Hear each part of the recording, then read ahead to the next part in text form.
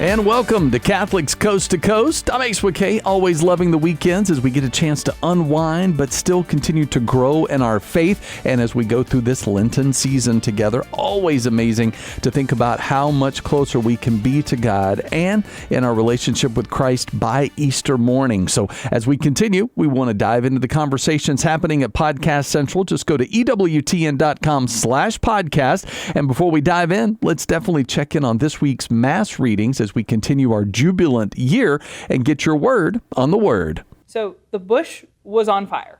Yes. And it wasn't on fire though. Correct. It wasn't burning. Oh, okay. But the bush spoke. No. The bush didn't speak. God appeared via fire to talk to Moses through the bush. Oh, okay.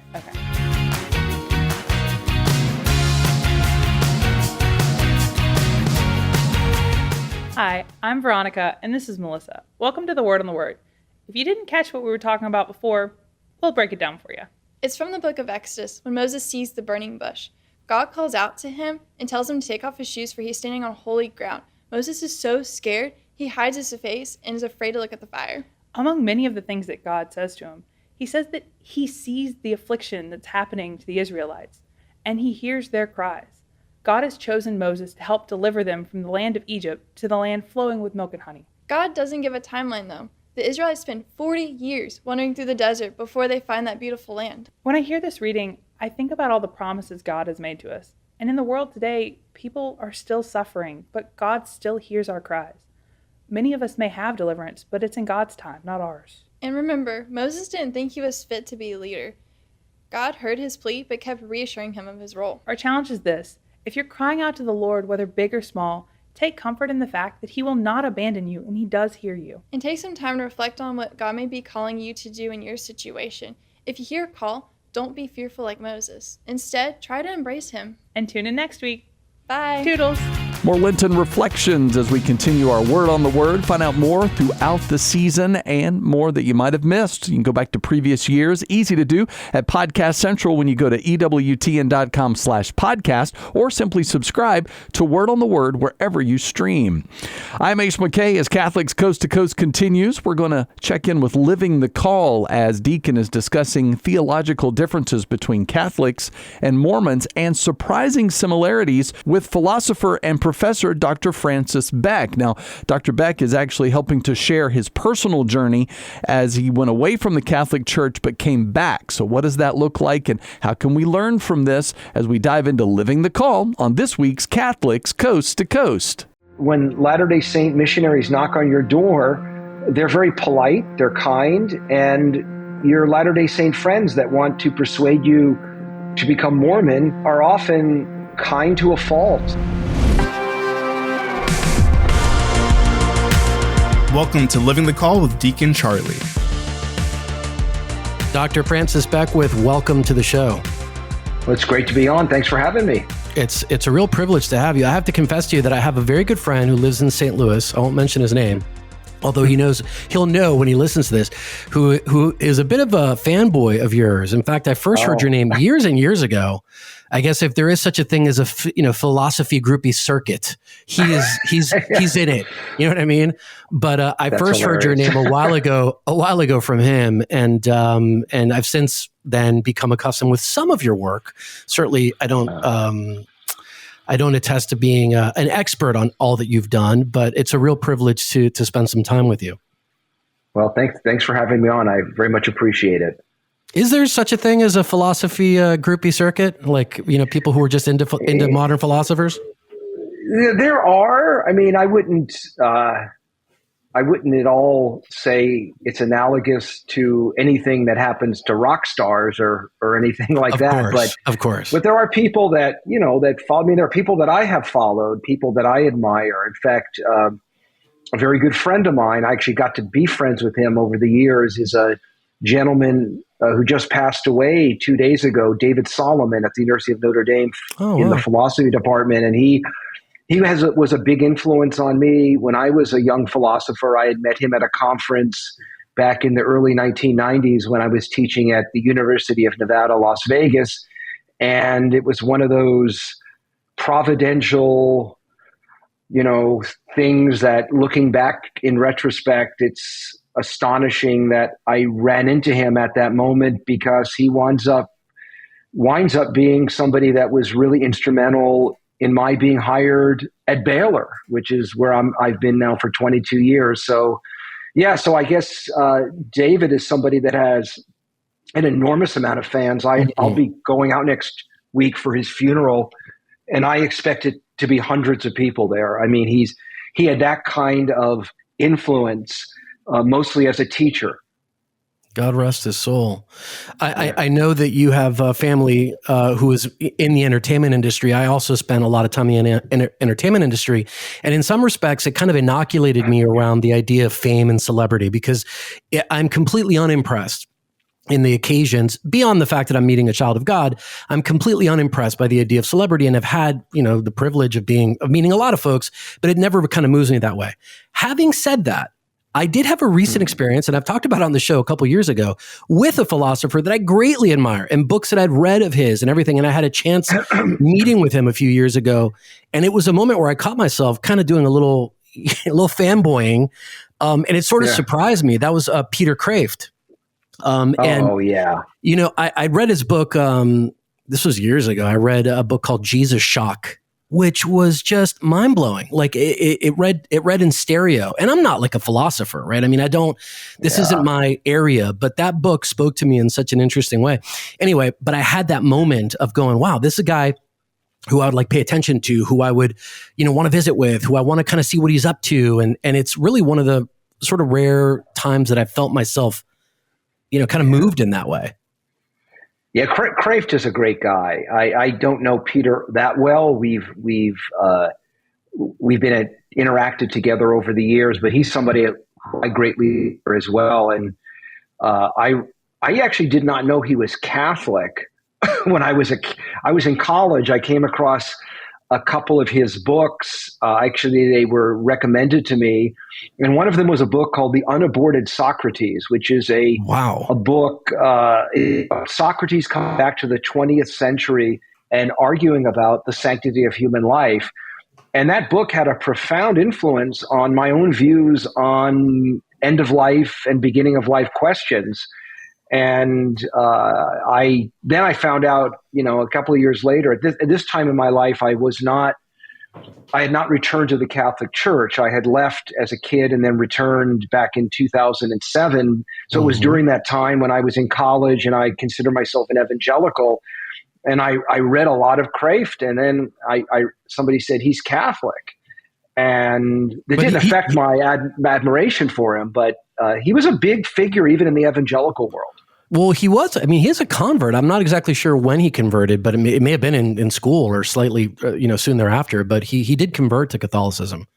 So I don't know when Yeah, I think it was when he was in graduate school. He did his undergraduate at Calvin, MA at Yale, and then did his PhD at Fordham. And that's where I did my PhD. So cool. I think there were a couple of professors. Now I think Peter's like 22 years older than me, but I happened to arrive at Fordham in the late 80s when some of his professors were near retirement. So I actually there are a few people that he's mentioned in his books, and I thought, this is pretty cool. I studied with that guy too, But yeah, I think it was when his time at Fordham is when he was received into the church. For sure. There's a bunch of things that I want to get into with you. One of just to, kind of back up a second, for those who may not know you, because obviously you're a philosopher, given our conversation right now, you're a professor, which you've mentioned, you're a scholar, you speak, you write, you lecture, you have, quite a body of scholarship, and you're a person who's visible and been out there. You specifically, and I do want to talk about the book that you're currently promoting, a Catholic engagement with Latter-day Saints. I do want to talk about that subject, but before we get to that and whatever else the Holy Spirit wants us to get into, I did want to just ask you a pretty dumb question, but like, at what point do you decide, philosophy is a career? Like, philosophy is an interest, and I actually want to make my life and living and support a family and kind of use. Yeah. How does that happen? Yeah, so I've kind of asked myself that question too. Yeah. Like, at what point I think looking back, there were certain figures that I was drawn to. That is, people, writers, teachers that shaped the way I thought about what I should do. I mean, I look back to when I was a little kid, and my mom told me this story when I was up for my first Holy Communion in second grade. All the kids were part of the tradition at the elementary school. I went to a Catholic elementary school in Las Vegas. The tradition was to tell your parents what sort of gift you wanted for First Holy Communion. And so every kid asked for a medal of some sort of a necklace or a pin or something like that. I asked for a Bible. And I think my mom said that it was then she said that I was the kind of kid that began just asking questions. I was just interested in not just, practicing my faith, but I was sort of interested in these deeper questions about like, well, what does the Bible say? Why should I believe this is true? And so I just always had that kind of disposition. I just was interested in those questions. And I only found out later that you could actually make a living doing this. And it was so when so there were a couple of popular evangelical speakers. One was a guy named Walter Martin. He was the original Bible Answer Man. Yeah. And then there was another figure named John Warwick Montgomery, who actually just recently died. I got to study under John years later, but he was a Lutheran theologian and legal scholar. And I read everything I could from Montgomery and Martin, and also another gentleman named Norman Geisler, who was evangelical philosopher who actually was a Thomist. He was somebody that really loved St. Thomas Aquinas, although he was not Catholic. And I read a lot of these guys, and I just thought I wanted to be like them. I just thought what they were doing was really interesting and important, and I would have been happy looking back, being a professor in my hometown, Las Vegas, but certain doors opened, and I found myself over the years at different places that I would have never imagined I could ever be a faculty member. I spent 20 years ago a year at Princeton. I've been a visiting professor at Notre Dame and at the University of Colorado, and I am just I'm kind of amazed that I've had those opportunities. But yeah, in terms of when did I have that interest? It just began. I think those figures obviously had a big influence on me. And then when I went to college, I had professors who were not Christians, but who I greatly admired and who helped me apply for graduate school and taught me more of the ropes of the academic world that I wouldn't have gotten from these other figures who I only got to know after I had graduated from college. As you think about like that diversity of influences that you have, and you've mentioned, evangelical, Catholic, non-Christian, etc., it reminds me of, I think it may have been a video or an article I read about you, and it was funny. That's why it stuck out to me that you kind of defined yourself as ecclesiastically promiscuous, if I recall correctly. Yeah. But I'm curious of how that diversity of influence plays a role in the way you approach philosophy, because from my and maybe it's just built into the cake where it's so natural you don't even see it. But from my standpoint, I think, when we look at people today, are kind of growing up at least with the ability to be so siloed off and so in a bubble that they don't have to necessarily interact with a variety of other things. And I think that, actually I won't lead the witness. How has this helped you do philosophy, and what impact has it had in your life? Yeah. So I had not thought about that before. I've actually thought about the issue that you raised about being in silos, mostly in terms of our politics and the sorts of like art and music we're attracted to. So one of the things that's occurred to me is I'm not a subscriber to Apple Music, but I got three free months because I bought some Apple product, Right. and so I decided to use it and try it out, and then Apple sends me a message saying, given the kind of songs that you like, here are others, and I'm thinking like, well, but what if? But I'm not then exposed to music that when I was a kid, like I remember listening to rock and roll, jazz, rhythm and blues, folk, Motown, and that sort of, I mean, so if you look at my my song list, it's all those kinds of music, right? And because nobody had sort of access to my cognitive life, so they could sell me stuff. And so that's actually made it less likely, I think, for people to appreciate different styles of music. I think you could probably apply the same thing with politics and also religion. 100%. 100%. And I mean, it's one of these things where, and this is where I've become a little bit more skeptical of free markets. Even though I consider myself somewhat of a political conservative, I'm thinking, but now with the access to so much personal information that you can sort of be slightly nudged to buy, in areas that vendors think that you're going to buy more stuff. And it may very well be that you do that and they make more money, but it actually diminishes the character you have and the sorts of tastes that you should be exposed to. Yeah. It is a kind of an algorithmic race to the bottom too, because it continues to reinforce something rather than open like the aperture a little bit. I remember, two things that came to mind as you were explaining that. One thing was a really cool thing we lost with this move to digital is the idea of a kind of employee recommended section, whether it was a Blockbuster or at a bookstore, whatever it was. Now, I didn't know the employees. I had no idea who they were. They weren't anything like me. Maybe they were completely different. And you would see these sort of selections and go, oh, that's interesting. It's an interesting cover. You read the back of it. You're like, oh, maybe I'll be into this.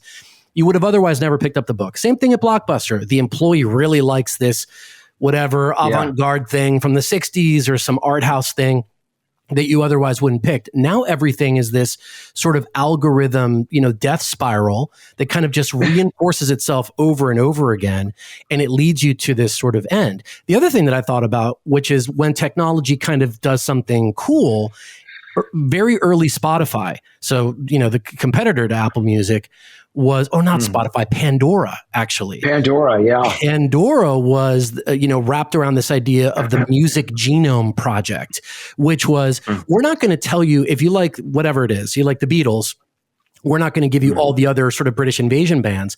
What we're going to do is deconstruct what makes a Beatles song.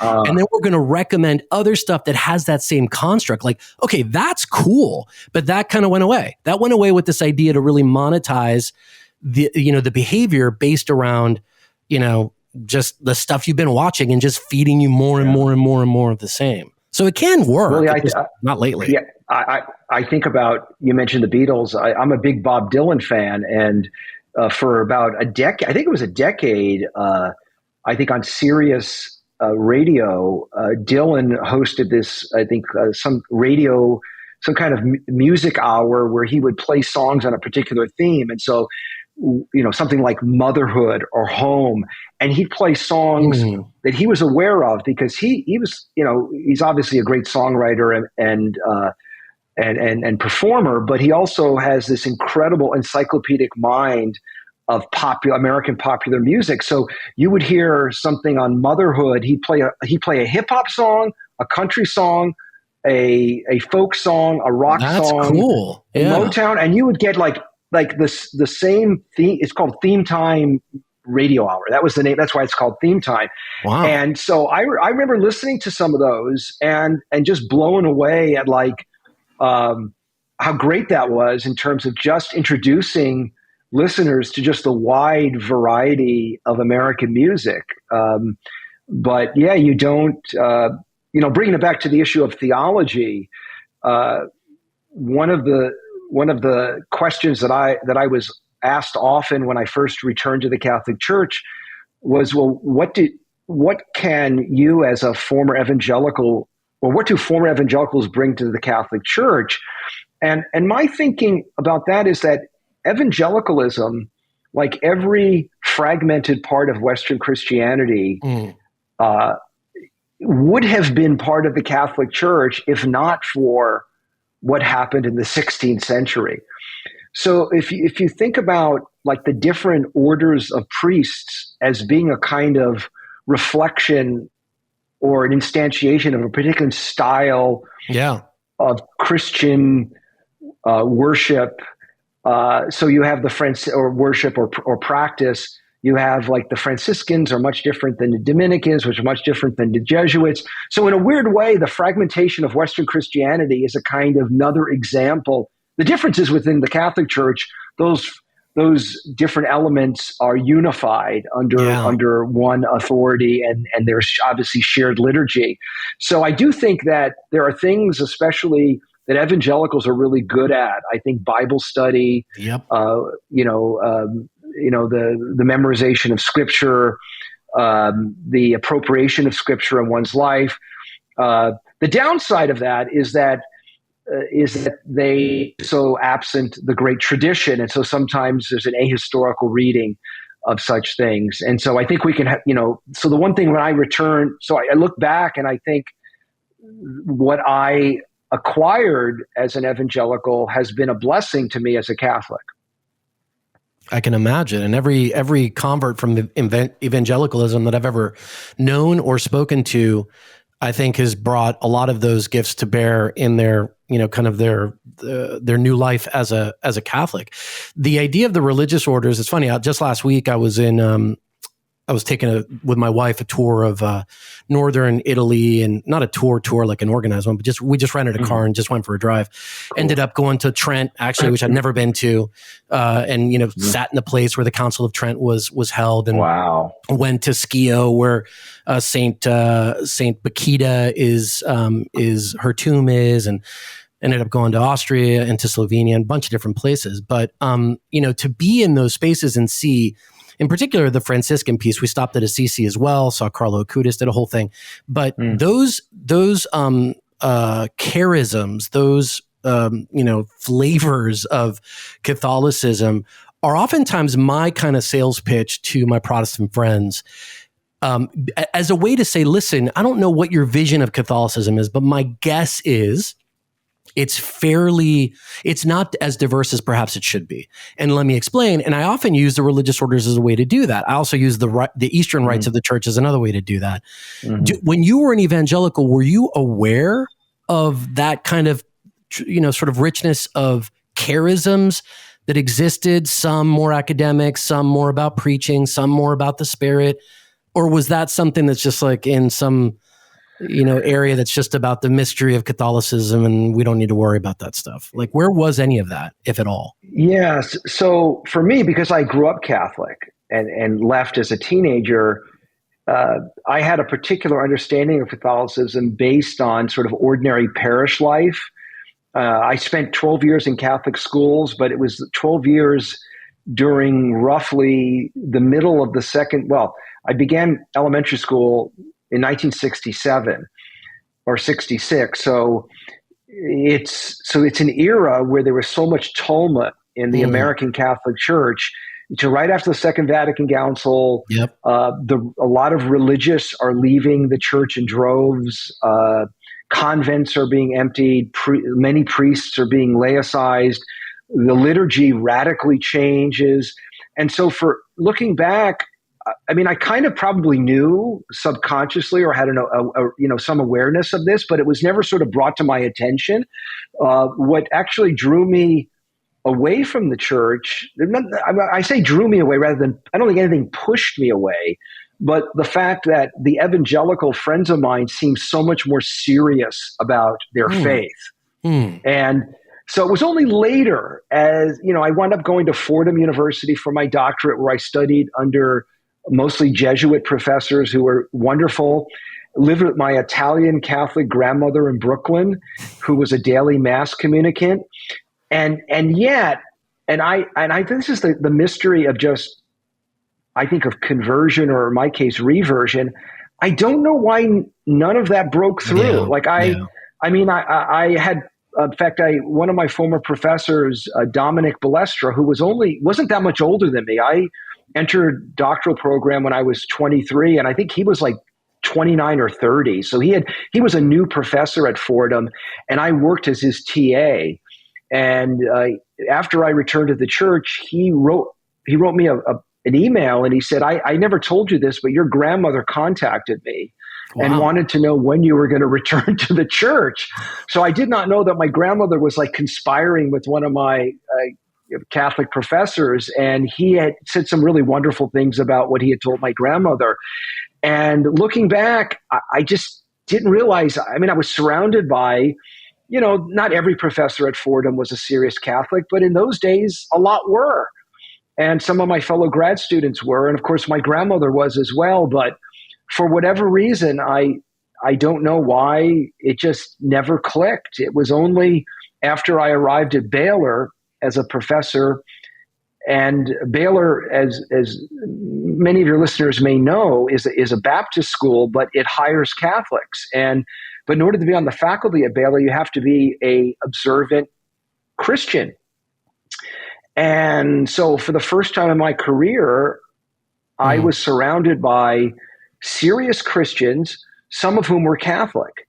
And so that kind of inspired me to think more deeply of where I belonged. And so of ironies of ironies, to be, it really was being at a Baptist school that had serious Catholics on the faculty that kind of pushed me to reconsider what I had abandoned as a youngster. And that invitation to reconsider was actually, I think, ironically, an invitation from non-Catholics to consider coming back to the church, if I recall correctly. LDS beliefs, practices, and what Catholics can learn from the Mormon community. Easy to do when you check out Living the Call as you check out Podcast Central, EWTN.com/podcast, or simply subscribe to Living the Call wherever you stream so you don't miss future episodes. I'm Ace McKay. When Catholics Coast to Coast returns, Encouragement Conquers All is telling the story of Simon Hartley, who during 20 years has applied the principles of sports philosophy to business, education, healthcare, and charity sectors. We're going to hear his story next with Encouragement Conquers All on Catholics Coast to Coast.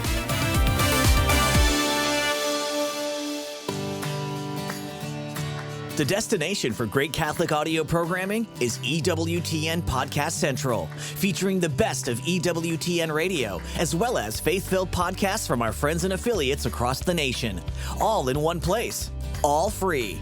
If it's central to the faith, you can find it on EWTN Podcast Central. It's like podcast heaven. Visit EWTN.com/radio/podcasts today.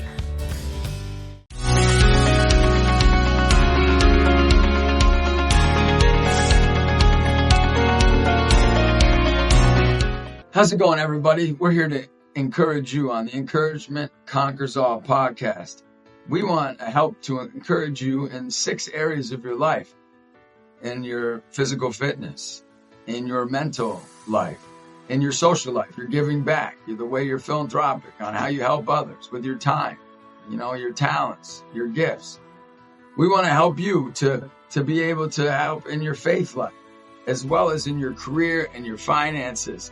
These are 6 areas that can help anybody be encouraged, but each area provides a different way for you to really cultivate the whole person.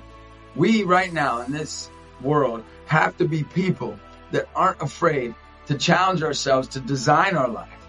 If we don't design our life, we can't change our life. If we don't design our life, we can't help to be the greatest encouragement in every person that meets us. Well, we have another great guest on this week at the Encouragement Conquers All podcast.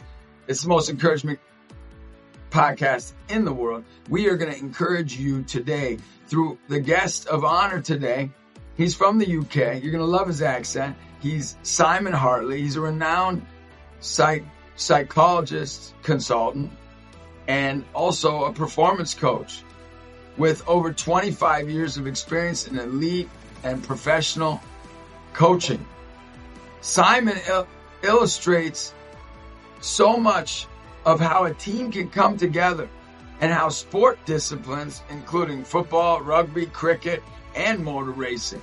Man, I'll tell you what, cricket, I never played cricket. I want to get Simon to get me out to the UK to play some cricket here. I played rugby in college. People don't know that. I played for 4 years. I was the scrum half and the outside center. I had a blast. But Simon is the author of 10 books, including Stronger Together, How Great Teams Work and Hire Great People.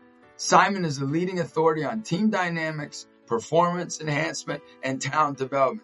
His expertise extends beyond the realm of sports, as he has successfully applied the principles of sports psychology to business, education, healthcare, and charity sector. Through his award-winning international speaking engagements, Simon shares invaluable insights on building high-performance teams, enhancing individual and collective performance, and fostering a culture of excellence. Join us as we delve into Simon's wealth of knowledge and experience, exploring the intersection of sports psychology, leadership, and organizational success. Come on, let's get this guy on here to encourage somebody. All right, Simon. Hey, Simon, look, what are you laughing at there? You're already laughing, Simon. Laughter's a great encouragement source. Isn't it? Yeah. It is. Yeah. I've one of the things I've noticed about really, really high performers is they tend to love what they do and they tend to laugh a lot. One of the teams that I've been working with recently, they're a rugby team from Fiji. And we know that if they're not laughing, they're not going to perform. I love rugby. Yeah. It's a great sport. Yeah. It's a great team sport. I had one of the best times my 4 years playing rugby. They used to call me Moses. Moses? Yeah, because I would do these because I was just one of the smaller players.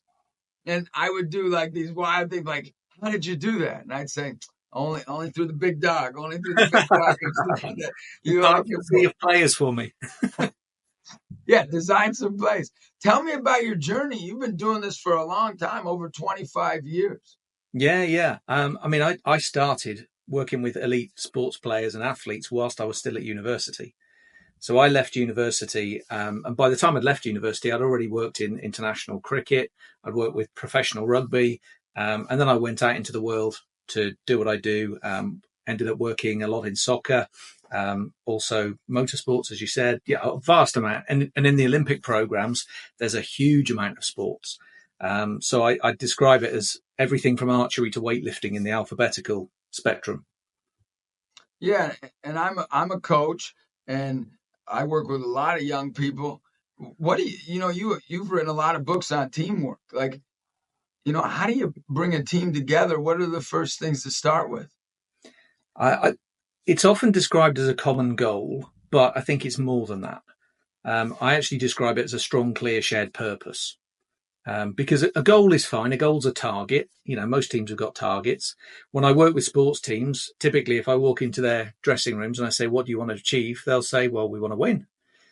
We want the trophy. We want the championship, the gold medal, whatever it is. And then the reflection is, what if I walked into the opposition's dressing room? What would they say? Well, they'll also say they want to win. Okay, they want to win the championship too. They want to win the gold medal. Okay, so what makes us different? And if it's only a goal, it's not particularly strong. It's got to be more than that.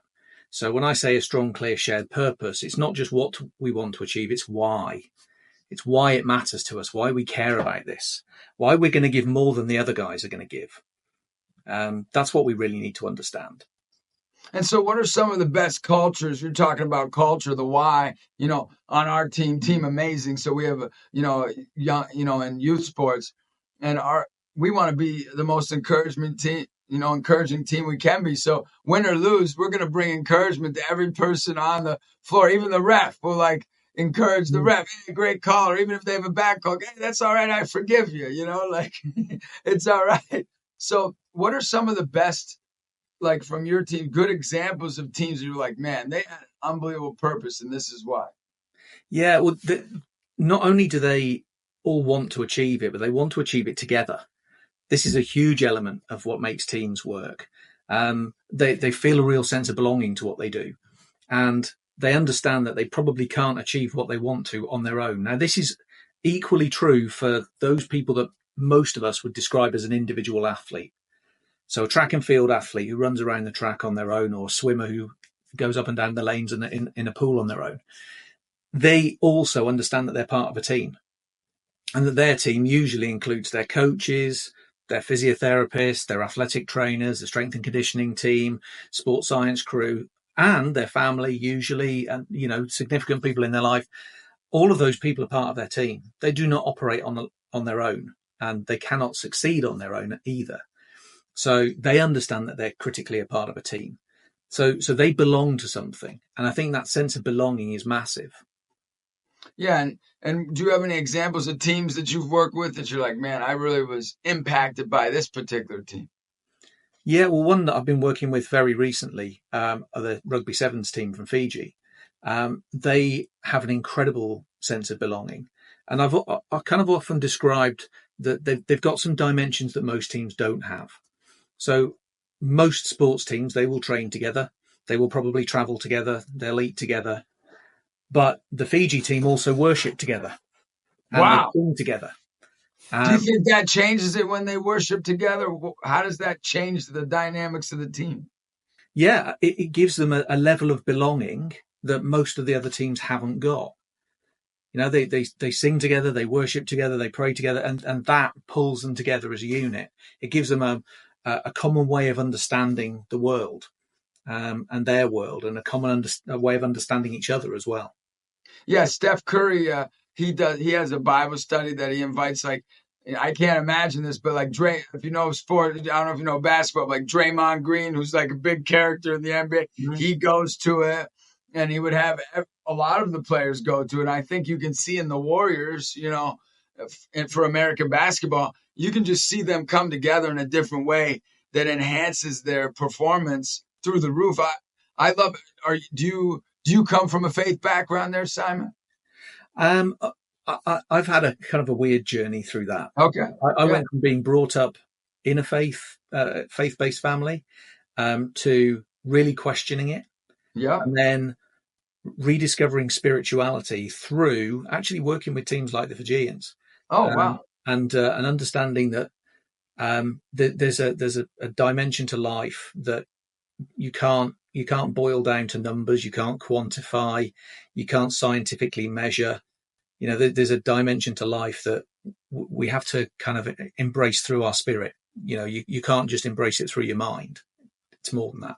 Well, that's beautiful to hear. And I think that people need to be more open to that, taking chances. And, those are that's one of the 6 areas that I want people to design their life from the show. Like if there's a listener out there and you don't have a, spiritual life, you don't have a faith life, find different ways. He's saying this rugby team from Fiji that's helping them. And my goal in life is that every person wakes up and they're encouraged. They have hope. They have love. They're like, I'm glad I'm alive. Like, what would you say your purpose for life is, Simon? What you personally? Yeah, when I wake up in the morning, I think my reason for being on the planet is to help other people to achieve their potential. That's something I really can give to the world. That's part of the impact that I know I can make. And I've often described it as throwing pebbles in a pond. And when you throw a pebble in a pond, the ripples sort of make their way outwards. And if I can impact one person that can then impact on somebody else, who can then impact on somebody else, actually the value of what I can provide to the world ends up magnifying. So my job, as I see it, is to impact as many people as I can, positively impact them, but so that they can have a positive impact on others. Well, we have the same. We're 100% aligned, because I gotta send you. I'll send you the first episode of our docuseries that'll be coming out next year, because that's the message in mentorship and brotherhood and character, that when you're amazing, when you know that you matter, and then you help somebody else know that they matter and that they're amazing, that they're a gift, it's endless. Yeah. That's what you're saying. That's the same thing you're saying. And I love you. I can see that you're a brilliant guy, even though you wouldn't talk about your brilliance, but because that wouldn't be you. But you've had over 25 years of experience in consulting, and I know what inspires you personally. But what would you say, how has your career evolved? What would be different now than when you first started of how you do things? Yeah, it's a good question. When I first emerged out of university, I did what lots of people would do. I expected that if I went to apply what I'd learned in the classroom, it would work. And of course, it sort of does and sort of doesn't. Some of it works for some of the people. So very quickly, I had to find methods that could help everybody. I went straight into working with elite athletes, and the world of elite sport is, in a sense, pretty ruthless. If you're out there and you're claiming to make a difference and you're not making a difference, your career is going to be pretty short. Yes. So I had to find things that worked almost immediately. And in the world of sports psychology, essentially that means helping people focus, manage and control their own confidence, and really master their own motivation. Be able to get into what I call their discomfort zones and embrace being in their discomfort zone. Start to release what I call our mental handbrake. The thing that often people have got a mental and emotional handbrake, I think, and it stops them from really giving all of themselves, usually because they're a bit concerned or even fearful about what others might think.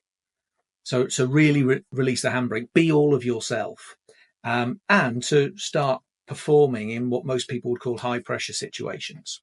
And in elite sport, there are lots of situations that people would call pressure cooker or high pressure situations.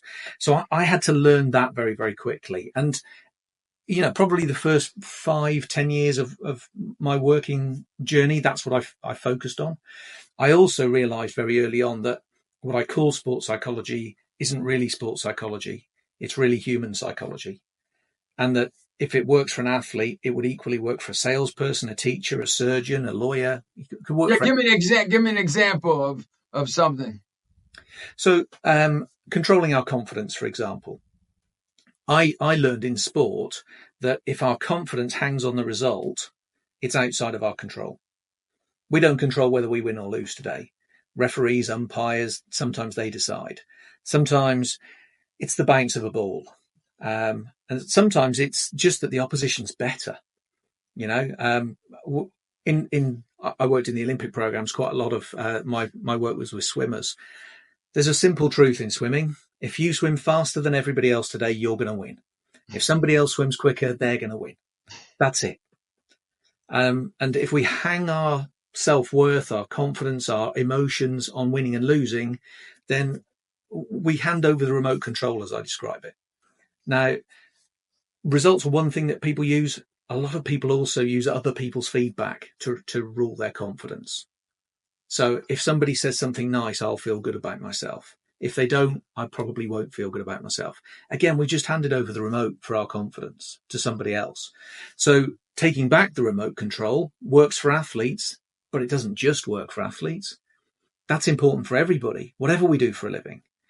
Even if we don't have a profession, it works for kids as well.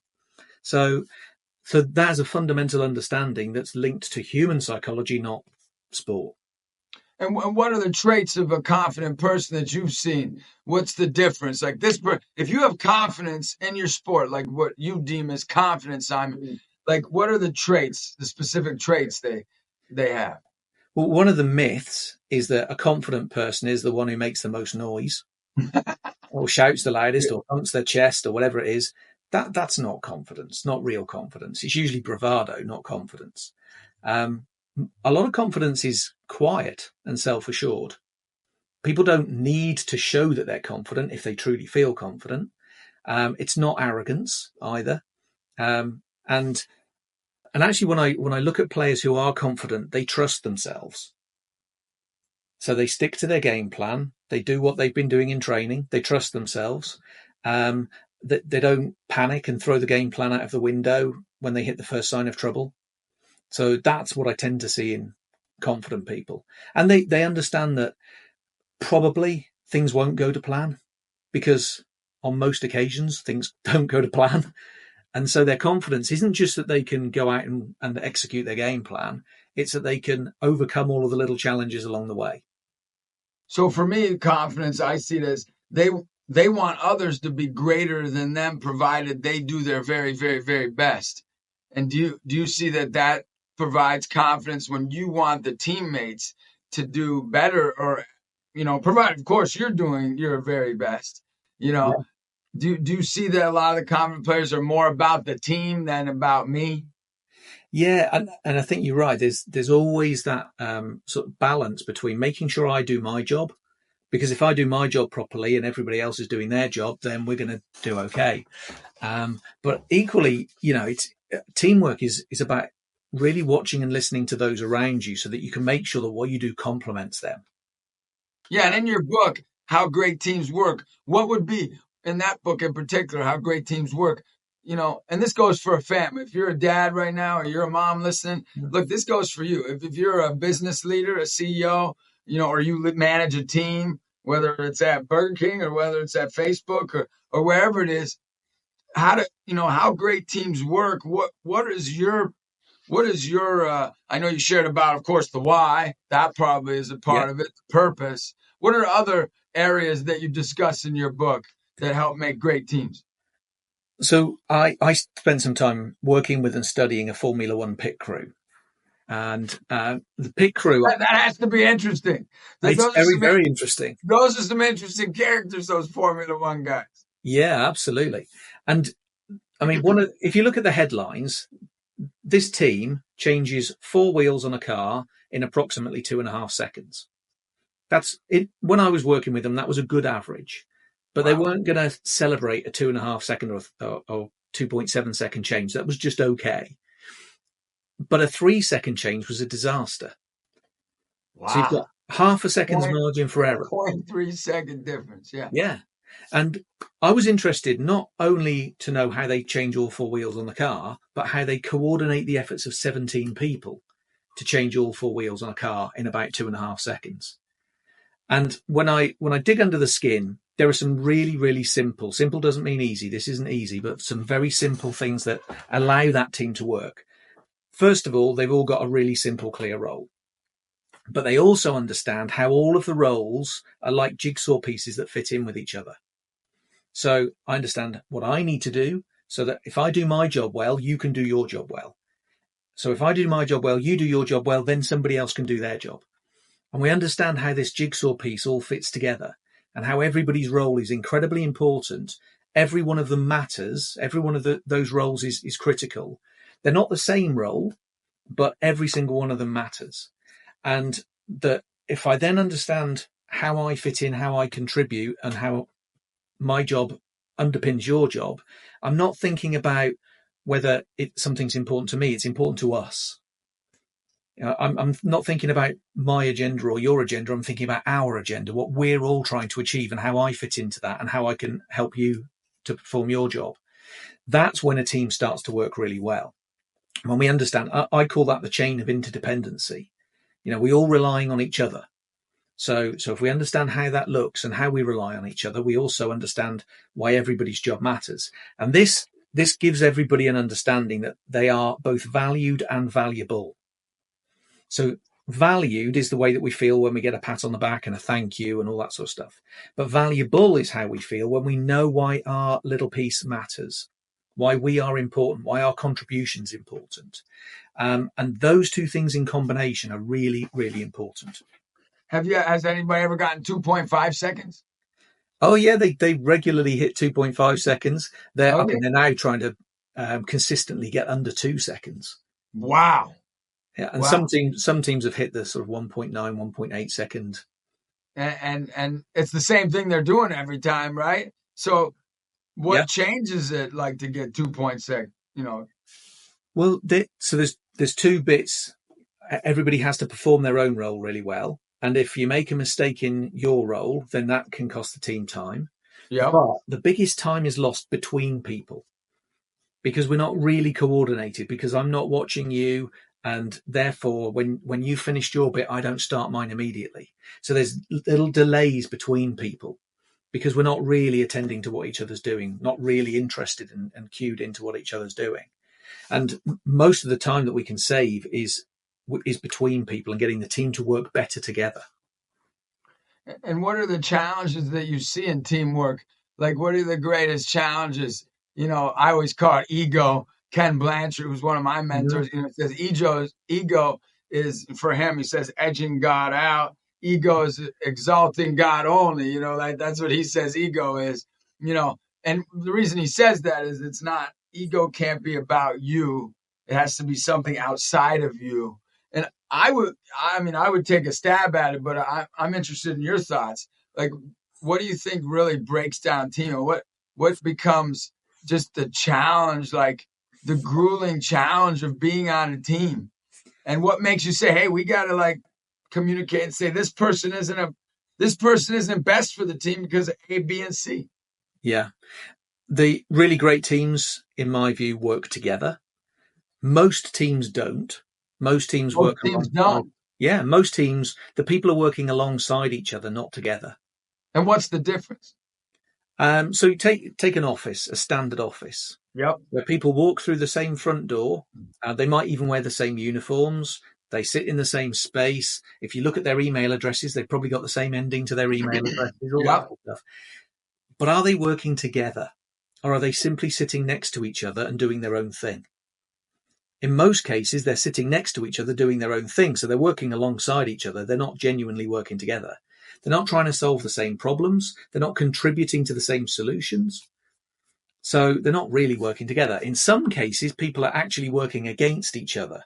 Sometimes they don't realize they're working against each other. Yeah, why do you think people do that from your long experience? Why do people work against each other? That doesn't make sense if you all want to achieve a goal to have a job and have a career. And because if one guy succeeds, then everybody succeeds. If the other guy succeeds, then everybody, succeeds. So what's that about? Is that just human nature or what?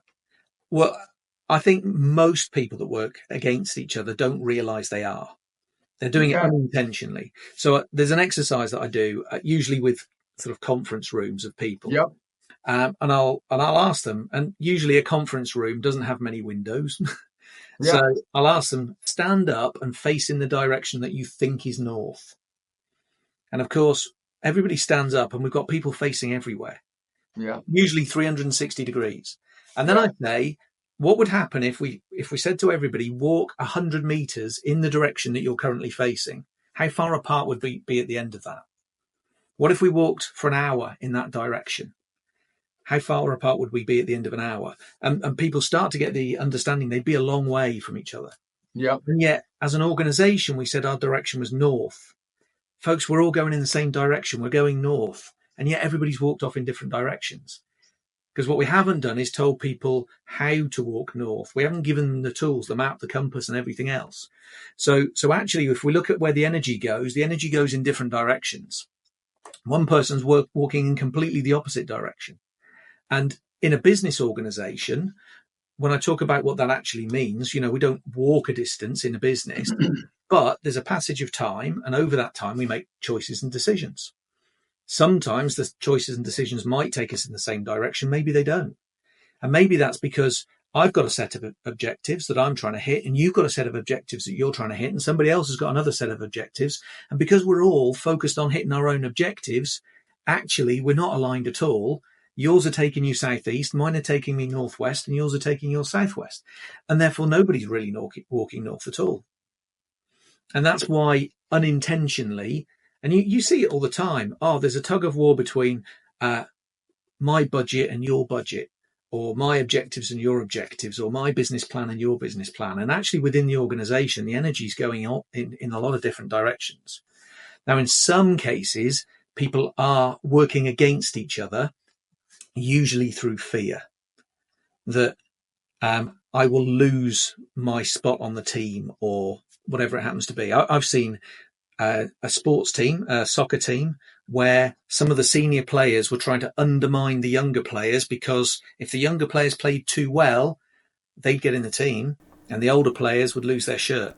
Well, the importance of team dynamics, leadership, and team development as it achieves success to the sports world and beyond. Great stuff from Simon Hartley as he shares from his books. You can check those out, Stronger Together and Hire Great People. But again, Encouragement Conquers All, available at Podcast Central. Go to EWTN.com/podcast and subscribe wherever you like to stream. That way you don't miss future episodes. But I'm Ace McKay, bugging out. Going to enjoy the rest of my weekend. I'll see you again. Remember to let God define who you are, and I'll see you again with Catholics Coast to Coast.